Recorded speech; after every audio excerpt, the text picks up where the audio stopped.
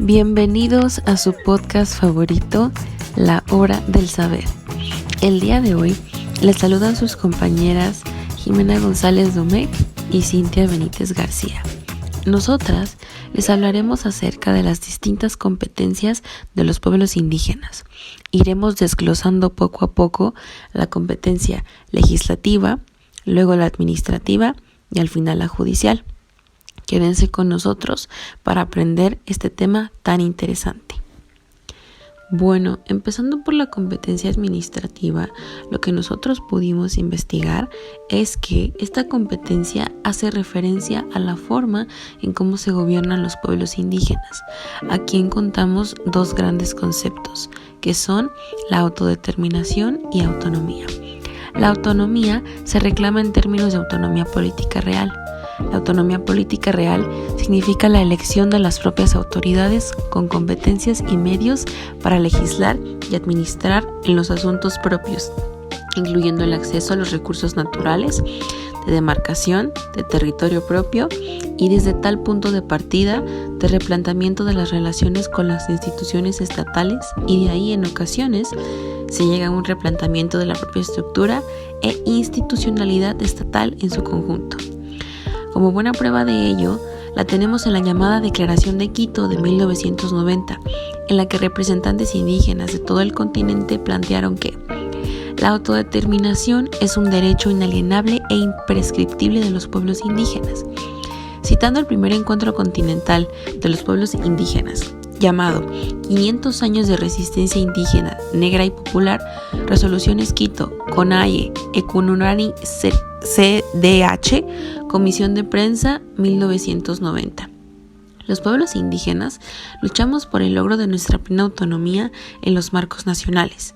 La autonomía implica el derecho que tenemos los pueblos indios al control de nuestros respectivos territorios, incluyendo el manejo de todos los recursos naturales del suelo, subsuelo y espacio aéreo.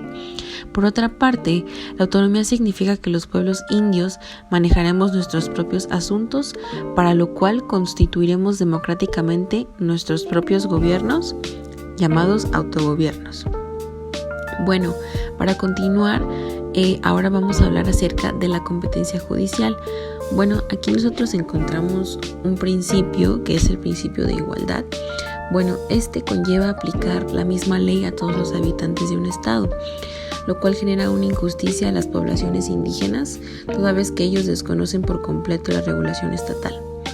Por otro lado, tenemos que dicho principio también implica un trato igualitario en la administración de la justicia, poniendo en grave desventaja a los indígenas al hacerlos comparecer ante un sistema ajeno a sus tradiciones y muchas veces con total desconocimiento del idioma en el que se lleva a cabo el procedimiento. Dado lo anterior, algunos estados han procurado reconocer a las poblaciones indígenas una jurisdicción especial, encargada de dictar justicia en asuntos internos en los que es aplicable el derecho indígena, a saber, los usos y costumbres jurídicos. Bueno, ahora mi compañera Cintia les va a contar un poco más acerca de la competencia judicial y terminaremos con la legislativa, así como al final daremos una breve conclusión de todo este aprendizaje. Claro que sí, pero antes de empezar quiero preguntarte algo.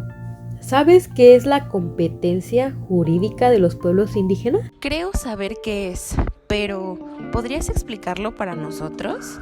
Bueno, pues esta hace referencia al derecho que tienen estas comunidades para administrar justicia de acuerdo a sus propias normas y tradiciones, de la cual se divide en dos aspectos importantes. En este hablamos sobre la justicia tradicional y el acceso a la justicia estatal. En la justicia tradicional o jurisdiccional indígena, los pueblos tienen derecho a acceder a su propia justicia en sus territorios ancestrales, y aquí aplican modos naturales para resolver conflictos sociales, cumpliendo con principios como el debido proceso y el derecho a la defensa. También encontramos el acceso a la justicia estatal, en la cual las personas indígenas también tienen la posibilidad de acceder a la justicia estatal siempre y cuando se ejerzan los derechos como derecho a la defensa adecuada, así como la inclusión de intérpretes, traductores y abogados especializados. De igual forma, es importante que las instituciones consideren las diferencias culturales, así como la cosmovisión indígena, al emitir su decisión en casos de personas indígenas. Ahora les voy a hablar sobre la competencia legislativa de los pueblos indígenas. La competencia legislativa de los pueblos indígenas se refiere al derecho que tienen estas colectividades de crear, aplicar y administrar sus propias normas jurídicas de acuerdo con su cultura, identidad y cosmovisión. Este derecho está reconocido en la Constitución Política de los Estados Unidos Mexicanos, así como en diversos instrumentos internacionales como el Convenio 169 de la OIT y la Declaración de las Naciones Unidas sobre los Derechos de los Pueblos Indígenas. Sin embargo, la competencia legislativa de los pueblos indígenas no es absoluta ni limitada, sino que debe respetar los principios y valores fundamentales de la Constitución, así como los derechos humanos de todas las personas. Además, debe coordinarse con el orden jurídico nacional y los demás niveles de gobierno para garantizar la convivencia pacífica y armoniosa entre las diversas formas de organización social y política del país.